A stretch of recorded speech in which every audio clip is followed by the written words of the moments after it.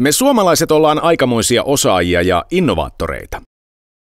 Suomalaisia keksintöjähän ovat esimerkiksi astiankuivauskaappi, hetekka, ksylitoli, AIV-rehu, Afrikan tähti ja totta kai vihaiset linnut. Me ollaan myöskin nopeita, ainakin kilparadoilla, ja todella kovia tekemään töitä.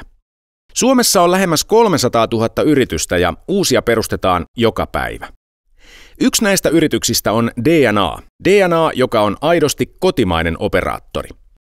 Meidän verkko tavoittaa yli 5 miljoonaa suomalaista ja meillä on operaattoreista eniten palvelupisteitä.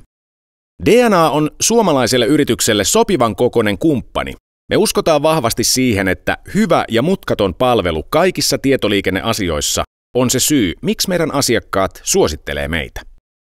Maailma muuttuu ja työn tekemisen tavat muuttuu myöskin nopeasti, ja harppaus uuteen työhön on todella huima sekä työntekijälle että yritykselle. DNA:n tehtävä on tarjota ratkaisuja, kun nopeasti kehittyvä teknologia ohjaa yrityksiä muuttamaan toimintamallejaan. Yrityksille on siis tärkeää muutoksen hallinta.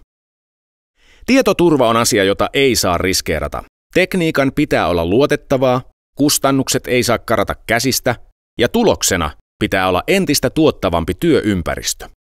Työntekijä puolestaan totta kai haluaa lisää sujuvuutta ja vapautta. Älykkäät päätelaitteet tänä päivänä mahdollistaa sen, että nopeissa mobiileissa tietoverkoissa voi työskennellä yhtä tehokkaasti kuin siellä työpaikan kiinteillä yhteyksilläkin. Työntekijä pääsee omilla laitteillaan kaikkialta tietoturvallisesti yrityksen verkkoon. Tiedon siirto ja käsittely tehostuu, kun ne ohjelmat ja laitteet, jotka jokaisen yrityksen piti ennen hankkia omiin tiloihinsa, saa nyt palveluina pilvestä. Se tieto, joka ennen kulki ihmiseltä toiselle, jaetaan nyt verkostoissa. Tiimit voivat luoda yhteisiä työtiloja yksilöiden ja yritysten yhteisille projekteille.